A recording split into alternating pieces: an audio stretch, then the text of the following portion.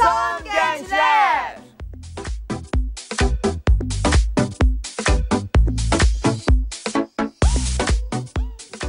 Hər vaxtınız xeyir, iş görüşməsinə hazırlaşarkən hələ də hansı aksesuarı taxmağa qərar verə bilməyən, amma artıq hansı rəngdə ayaqqabısını ip taxacağını planlaşdırmaq lazım.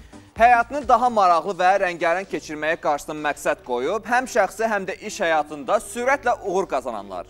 Və sosial həyatda aktiv olan magları tanımaq istəyənlər və eləcə də sosial həyatda nələr edəcəyini öyrənmək istəyən bütün maglar ekran qarşısında. Çünki Mag başladı!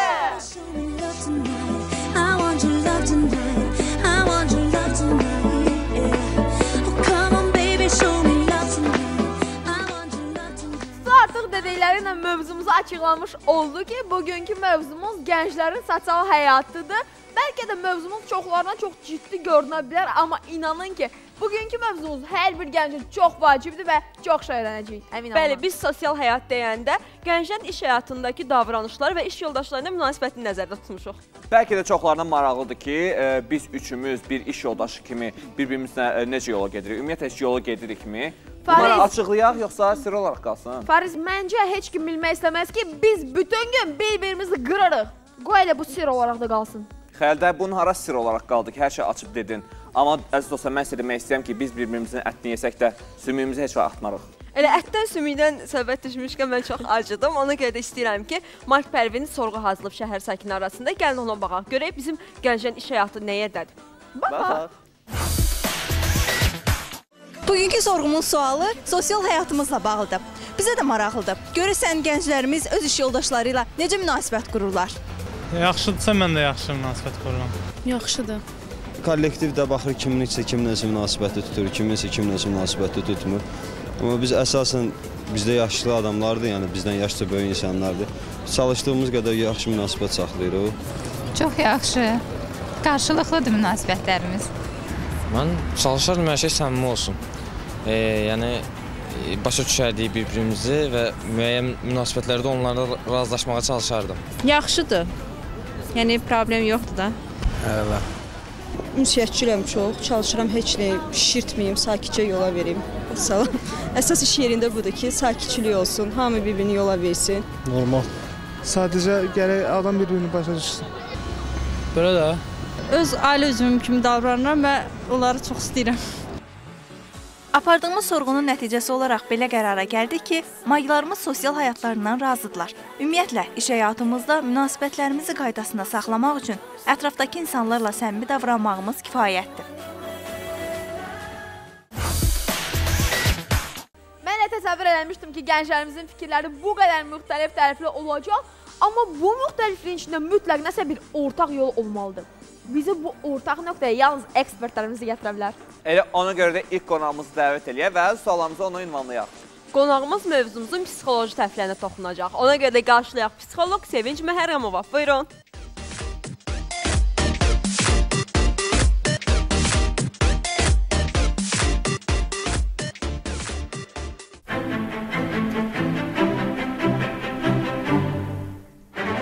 Sevinç xanım, xoş gəlmişsiniz. Sevinç xanım artıq bizim daimi qonaqlarımızdan biridir. Sizin fikirlərinizə bugün də ehtiyacımız oldu, ona görə dəvət etdik. Bugünkü mövzumuz magın sosial həyatıdır və mənə isə bir şey maraqlıdır ki, adətən bir gənc, hər hansı bir gənc iş görüşməsinə getməzdən gedərkən təcrübəsi olur və yaxud da olmur, fərqi yoxdur. Müdürün qarşısında nə etməlidir ki, o həyəcanlanmasın və özünü tam olaraq göstərə bilsin ki, o işi əldə etsin?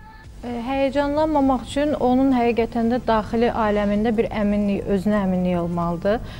Həqiqətən də özünə güvənməlidir. Bunun fərqi yoxdur, nə dərəcədə özündən əmin olmaq üçün hər bir insanın müxtəlifdir kriteriyası, ondan sonra nə dərəcədə, yəni hansı səviyyəyə qədər inkişaf eləmək, bu hər insanda fərqlidir, bu meyar. Lakin insan özü, öz aləmində, öz kriteriyalarına görə, öz meyarlarına görə özündən əmin olanda artıq o əminliyi xaricə yansıda bilir. Sirayət etdirə bilir ki, bu vaxtda elə bilirəm qətiyyən, elə bilirəm yox, həqiqətən qətiyyən heç bir həyəcandan söhbət gedə bilməz, o insan qarşısındakı insana da həmin o əminliyi ötürə biləcək. Bəs müdürlə söhbət zamanı necə davranmaq lazımdır? Bədən dili burada doğrudan da böyük rol oynayır, yoxsa necə? Bədən dili əlbəttə bilirsiniz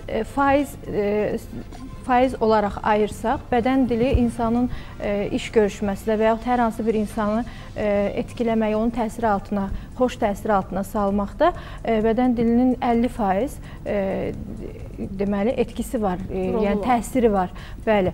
Yəni insanın 50% göstəricisi asılı olacaq bədən dilindən. Yəni o insan sürətlə yeriməlidir. Deyək ki, əl tutuşub görüşəcəksə, mütləq əl tutuşub görüşməlidir. Gülər üzü olmalıdır, təbəssümü olmalıdır, mütləq yüksək səslə danışmalıdır, üz cizgilərində də səmimi, xoş bir əhval-ruhiyyə olmalıdır. Həm də daxilən pozitiv bir əhval-ruhiyyə ilə artıq o görüşməyə gəlməlidir ki, həmin pozitiv onun üzərində yüklənmiş olduğu o pozitiv qarşısındakı insana keçsin və onu cəlb etsin. Adətən müdirlə işə gəlmək istəyən insan arasında söhbət gedir və müdir demək olar ki, imtahanına çəkir işə götürdüyü insanı və bu da normaldır. Amma bəzən müdirin tələblərinə cavab vermir bu insan və bu insan öz əleyhinə necə dəyişə bilər, leyhinə daha doğrusu necə dəyişə bilər vəziyyəti? Bir insanın xoşuna gəlmək üçün müxtəlif qaydalar var, yəni bir neçə qayda var ki, o qaydalara mütləq əməl etmək lazımdır. Danışıq zamanı bayaq sadaladığım, yəni o birinci yerdə duran 50%-i biz böldük axı, 50% bədən dilinin öhdəsinə düşür. Yəni qarşındakı insan xoşuna gəlmək istəyirsənsə, düzgün davranış şəkli nümayiş etdirəcəksən.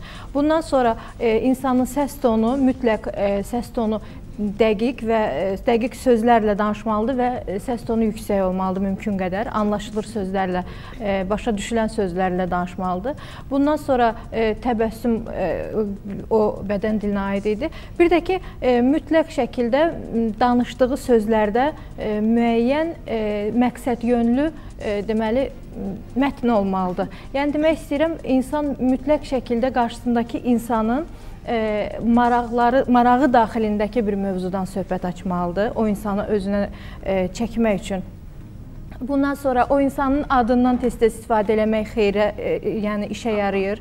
Yəni insanlar adətən qarşısındakı insanın onun öz adını, yəni danışan insanın yox, qarşında dinlədiyin insanın sənin adını tez-tez səsləndirməyə insana xoş gəlir. Ona görə müdirin adını tez-tez səsləndirsə, hörmət əlaməti olaraq bu çox yaxşı təsir eləyəcək. Bundan başqa o insanı dinləmək, qarşısındakı insanı dinləmək bacarığı, bu da insanlarda xoş təəssürat yaradır. Müdirlə görüş zamanı geyim də çox önəmlidir yəqin ki. Bəs yəni iş axtarmağa çalışan gənc, yəni müdirlə görüşə gedərkən hansı rəngdə, hansı üslubda yəni geyim geyməlidir ki, inandırıcı görünsün?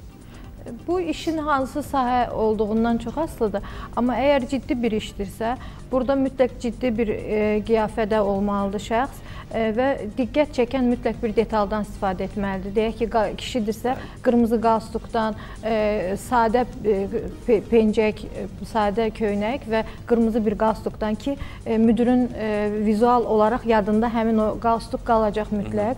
Və yaxud da ki, hər hansı bir digər yəni parlaq bir aksesuardan istifadə etməlidir ki, mütləq onun yadında qalsın, amma öz geyimi ilə, öz punktuallığını, səliqəsini və bayağılıqdan kənar olduğunu və həqiqətən də zövqlü olduğunu o sərgilənməlidir mütləq. Bəs ətirlər nə dərəcədə rol oynayır iş axtararkən? Yəni o ətrin sərt olmalıdır, yoxsa yumuşaq, şirin? Nə dərəcə rol oynayır? Yəni yumuşaq ətirləri daha çox romantik, yəni ruhlu insanlar daha çox sevirlər. Romantik ruhlu insanlar da dəqiqlikdən kənar olurlar, daha çox, yəni əlbəttə istisnalar var. Ona görə də görünür ki, romantik, yəni işə görə, yenə də təkrarlayıram, bu hansı sahənin yəni olduğu çox önəmlidir burada. Amma əgər ciddi bir sahədirsə, əgər burada dəqiqlik tələb olunursa, o zaman daha ciddi görünüşdə olmalıdır. İstifadə etdiyi parfüm belə öz sərtliyi ilə seçilməlidir. İndi isə keçək iş həyatındakı iş yoldaşları arasındakı münasibətə. İş yoldaşları arasındakı münasibət necə olmalıdır? Yəni təbii ki, nəzakət, mədəniyyət tələb olunur, daha nələr tələb olunur? Hər insanın öz şəxsi həyatında müxtəlif problemləri olur. Yəni bu problemlər onların mənfi və yaxud müsbət aurada hər gün işə gəlməyinə səbəb olur. İnsanlar birinci növbədə bir-birlərinə anlayış göstərməlidirlər, nəvaziş göstərməlidirlər, qayğıla yanaşmalıdırlar. Əgər qarşıdakı insanın əhval-ruhiyyəsi pisdirsə, onu bizim borcumuzdur ki, əhval-ruhiyyəsi pis olan iş yoldaşımıza qarşı anlayışlı davranaq və onu həmin gün daha da üstünə gedib qabartmayaq, problemi konflikt şəklinə gətirib çıxartmayaq və əgər özümüz əsəbiyiksə işə gəldiyimiz zaman biz də maksimum dərəcədə bu əsəbiliyi pozitivliyə çevirməliyik ki, ətrafımızdakı insanlar rahatsız olmasın. İnsan problemini, yəni müdir bilməlidir yoxsa yox? Yəni işçi öz problemini müdiri ilə bölüşə bilər yoxsa yox? İşçi o vaxt əsl professional olur ki, onun şəxsi həyatı qətiyyən onun işinə təsir etmir. Yəni onun şəxsi həyatındakı problemlər, deyək ki, mən psixoloqam, səmimi bir etiraf edim. Mən insanam, adətən mənim pasiyentlərim, yəni gələn müraciət edən insanların belə bir sualı olur ki, sizin də probleminiz olur, yəni burada demək istəyirəm ki, hər bir insan mənim ürəyimcə davranmır, hər bir insan mənim zövqümcə deyil. Ona görə əlbəttə hər cür situasiyalar, hər cür hadisələr baş verə bilər. Mənim də negativ yükləndiyim, negativ olduğum məqamlar olur ki, bu hər bir insanın həyatında mütləq baş verir. Bunsuz həyat yoxdur və bu zaman mən deyək ki, qarşımdakı insana psixoloq olaraq pozitiv, onun o negativliyini götürməliyəm, pozitiv əhval-ruhiyyə verməliyəm. Mütləq meditasiya edirəm, mütləq özümdən müxtəlif sözlərlə, fikirləri beynimdə canlandırmaqla o negativliyi uzaqlaşdırıram. Var, yəni sahib olduğum nemətləri bir gözümün qarşısına canlandırıram, hər şeyə şükür edirəm, ondan sonra hər şeyin həyatın davam elədiyinə şükür edirəm, ondan sonra artıq o qədər də çətin olmur həmin problemi geridə qoyub, pozitiv bir şəkildə işimə davam etmək. Onda belə çıxır ki, həmişə nikbin olmaq lazımdır. Çox sağ olun, gəldiyinizə görə təşəkkür edirik. Bizi gənclərin həyatı ilə bağlı ətraflı məlumatlandırdığınıza görə. Təşəkkür edirik. Təşəkkür. Psixoloqumuzla mövzumuzu müzakirə etdik. İndi isə hər zaman olduğu kimi yaradıcı gənclərə yer ayırmışıq. Elə isə yaradıcı gənclərimizi çox da gözlətmədən onları dəvət edək və həm sosial həyatlarının maraqlı tərəflərini öyrənək, həm də yaradıcılıqlarından danışaq. Sözü gedən gəncləri daha yaxından tanımaq üçün qarşılayaq. Bəstəkar Maqulbiyə və ifaçı Maqdavud. Buyurun gənclər. Buyurun.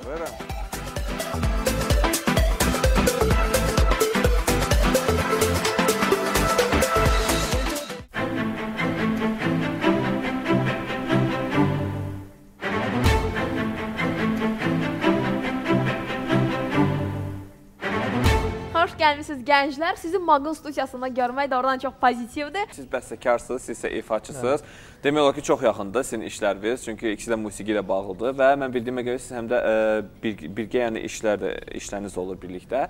Bəs sizin iş həyatınız necə gedir? Nə vəziyyətdədir? İş həyatı çox dinamikdir. Yəni ümumiyyətlə mən xasiyyətim də elədir ki, mən sakit durmağı heç xoşlamıram. Hərdən evdə də deyirlər ki, biraz sakitləşmək bəlkə lazımdır. Məndə bu yoxdur. Yəni ki, hər zaman axtarışdayım, hər zaman işləyirəm.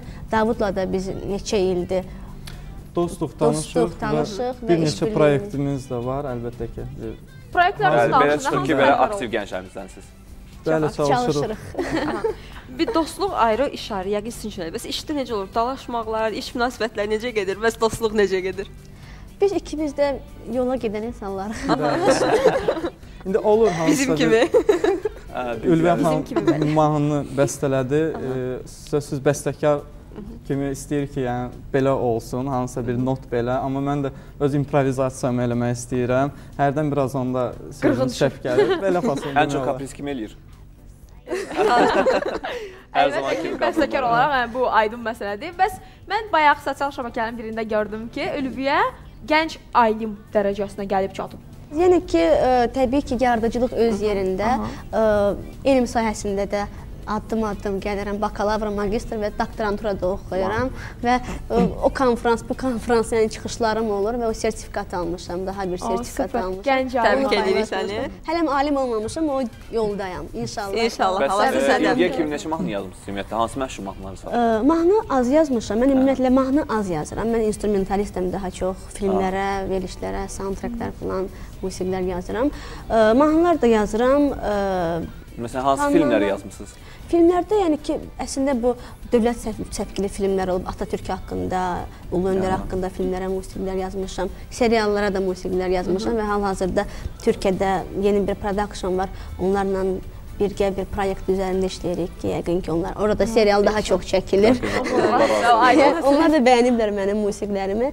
İnşallah onlar da birgə işləyəcəm. Tanrı mahnılarından da Elnur oxuyub, Ayaz oxuyub. Yəni bu yaxınlarda qısa bir zaman ərzində az qalıb. Zamiq yeni bir mahnımı oxuyacaq.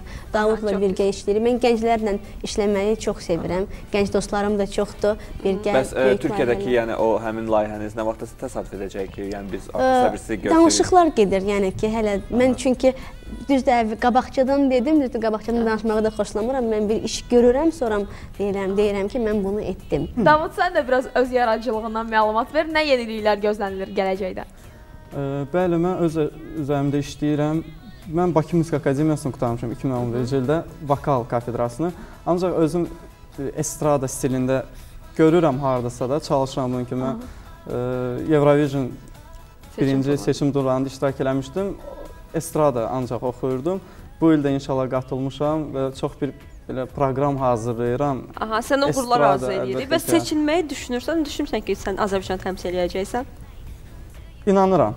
Çox üzərində çalışan gəncdir, həqiqətən. Bu Eurovisionda mənim protejem kimi çıxış edəcək. Uğurlar arzuruq, Davud. Çox gözəl. Sən həm də Eurovision uşaq musiqi heyətində olmuşdun, həm də ki, uşaq qrupunun rəhbərsən. Bəs uşaqlarla işləmək necədir? Uşaqlarla işləmək çox maraqlıdır, amma çox enerji gedir, həqiqətən. Mən uşaqları çox sevirəm. Hərəsinin bir kaprizi var. Mən özüm kaprizli insanım, amma hamının da kaprizalarıyla, yəni belə, hamının ağzını çəkirəm. Uşaq 3 qrupdur məndə, 3 uşaq qrupudur, onlarla çalışıram. Bu il Junior Eurovisionda müsifər heyəti oldum, ekspert oldum. Böyüklərlə Eurovisionda ekspert kimi fəaliyyət göstərirəm. Yəni işləyirik. Maşallah, hər yerdə. Çox gözəl. Həm də ki, İrəli Mədəniyyət və İncəsənət Mərkəzinin rəhbəridir və orada da bir çox layihə, yəni gənclərə maraqlı olan layihələr. Bəli, gənclərə maraqlı olanlara hər zaman bizim qapılarımız açıqdır. Ulviyə, sən necə belə universal ola bilmirsən? Mənə çox maraqlıdır. Bayaqdan danışıq o təşkilat, bu təşkilat, rəhbər, sədr, nə bilim, çox aktivsən. Necə bunları bacarırsan? Maraqlı gedir. Doğrudan. Bir bayaq dediyim kimi bir yerdə dayanmağı xoşlamam. Amma görünür ya sən fizikindən çox incə görünürsən, incə qalmısan, o enerjini sərf eləmirsən. Amma mənə bu daha xoşdur. Mən evdə oturum, yeyim, yatım, mən sönə bilərəm. Yəni ki, mənim bütün dinamik həyatım məhv ola bilər. Hətta bayram günləri olur ki, mən evdə istirahət eləyə bilərəm. Mən istirahət edə bilmirəm. Nəsə axtarıb tapmaq olarım. İstirahəti işdə tapırsan yəni. İstirahətim işdədir, bəli. Hərdən düzdür, məndə də yaradıcı işdir. Çünki konsertlər təşkil edəndə yenə ifaçılarla bir arada oluram. Ancaq yaradıcı işdir. Yenə də iş prosesindən sonra dostlarımla hardasa biz oturanda mən yenə aləm deyir ki, sən istirahətdən yorulmadın, sənin işin istirahətdir də. Yenə də istirahətə gedirsən. Və dostlarla oturub hansısa bir məkanda kofe içirlər və bir əlini telefon alır. Bir saniyə zəhmət olsun, bağışlayın. Ümumiyyətlə mən deyim ki, təsəvvür eləmişdim. Sosial həyatda ümumiyyətlə münasibətlər qurmaq üçün insan özünə də yəni şirinlik olmalıdır da ki, münasibətlər qura bilsin. Səndə də yəni bu şirinlik var.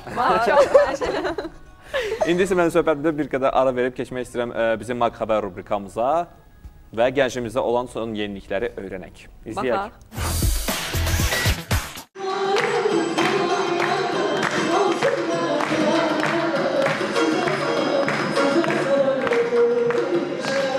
Bu yaxınlarda Aypara muğam üçlüyü Türkiyədə səfərdə olub və Türkiyədə solo konsertlə çıxış ediblər.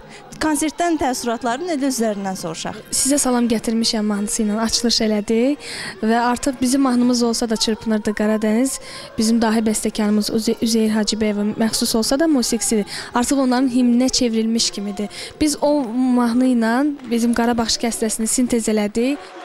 Yeni il ərəfəsində Türkiyənin Ankara və İzmir şəhərlərində keçirilən konsert dünya azərbaycanlıların həmrəylik gününə həsr edilmişdi. Qeyd edim ki, konsertdə muğamla yanaşı milli rəqslərimiz də ifa olunub. Biz Çırpınırdı Qaradəniz mahnısını ifa edərkən millət ayağa qalxdı. Mən belə biraz qorxdum ki, nə oldu ki, belə cəmaət qalxdı ayağa. Sonra oradan ondan improvizasiya etdik, Qarabağ şikəstəsi ifa etdik. Gecədə millət vəkilləri, Azərbaycan cəmiyyətinin sədrləri, Türkiyədə təhsil alan azərbaycanlı tələbələr, müxtəlif təşkilatların nümayəndələri də iştirak ediblər. Həmin gün Aypara muğam üçlüyü Dünya Gəncləri Dostluq və Dayanışma Dərnəyi tərəfindən diplomlara layiq görülüblər. Diplomun dəyərində olan bir şey yoxdur ki, ondan qiymətli olsun. Və qeyd eləmək istəyirəm ki, sizin verilişinizdə də öz təşəkkürümüzü bildiririk ki, MAQ verilişinə öz təşəkkürümüzü bildiririk ki, biz gənclərin işlərimizi işıqlandırırsınız.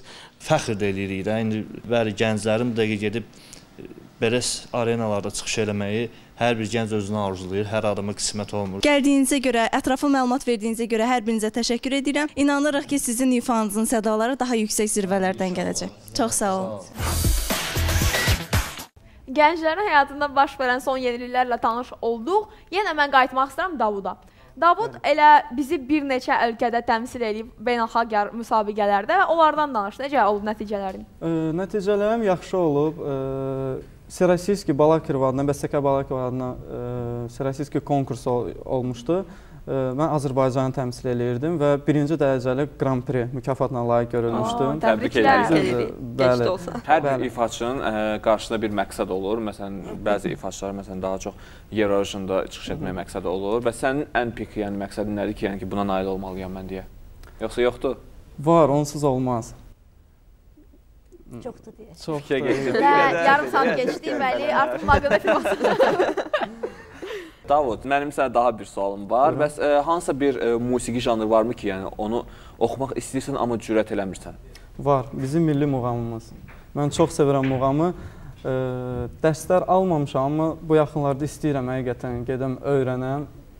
Bəs rock oxuya bilərsən? Oxumuşam da. Doğrudan? Bəli, oxumuşam. Maraqlıdır. Rock. Necə alınıb səncə? Belə də. Məncə vokal səsi imkanları daha genişdir ki, bütün mahnıları ifa eləyə bilsin. Amma digər musiqi janrında ifa eləyənlər, amma vokal oxumaq səslər imkan olsun da. Vokal musiqinin demək olar elə pik nöqtəsidir ki, hansı oradan estradan da oxumaq olar, icazı da, rocku da, belə stillər. Akademik təhsil odur ki, professional musiqiçi, yəni musiqi akademisi professional akademik təhsil verir də. Oranı bitirənlər məncə və əsl müğənni, əfsili ifaçı hər janrda oxumağı bacarmalıdır. Bəs nə ifa edəcəksən bu gün bizə? Elə öz kumurimdən Müslüm Maqamayevin öz bəstələdiyi mahnını axırıncı illərdə 88-də səfərimiz bəstələmişdi Elegiya mahnısını. Mənim çox sevdiyim mahnıdır. Çox gözəl. Bəli, elə bugün onu istərdim ifa etmək. Sizin hər ikinizə də uğurlar arzu edirik. Həm iş birliyinizdə, həm də ayrı-ayrılıqda. Təşəkkür ederim. Həmişə belə aktiv qalın.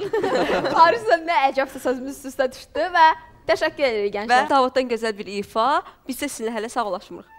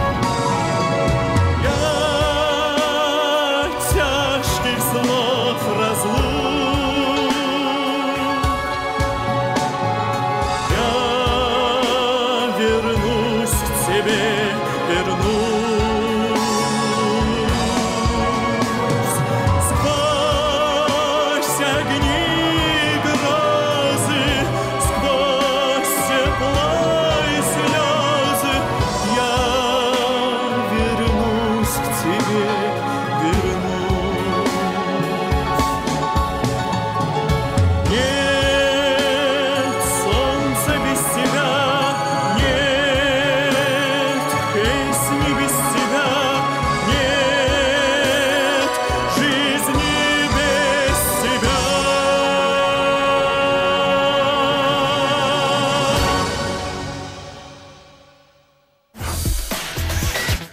Bizim efir vaxtımız sona çatır. Bugün biz mayqların sosial həyatından danışdıq. Ümid edirik ki, sizə maraqlı oldu. Bəli, çox danışmaq istəmirik. Facebook, Twitter, YouTube səhifələrimizi artıq burada görürsünüz aşağıda. Görürsünüz kimi də təcil telefonları çıxıb həmin adresə daxil olursunuz. Amma o vaxta kimi də biz sizinlə sağlaşırıq. Siz daxil olarkən artıq biz burada olmayacağıq. Bugünlük isə bu qədər. Hələlik. Əgər yeriniz rahatdırsa, Kəndən bizin məlumatları başladı. yanınızda isti şokoladda varsa, Yemişəm, içmişəm, durmuşam, yəni belə. Ola bilər, yaşla əlaqədar. indi səsi oldu, olmadı, hər kəs oxuyur.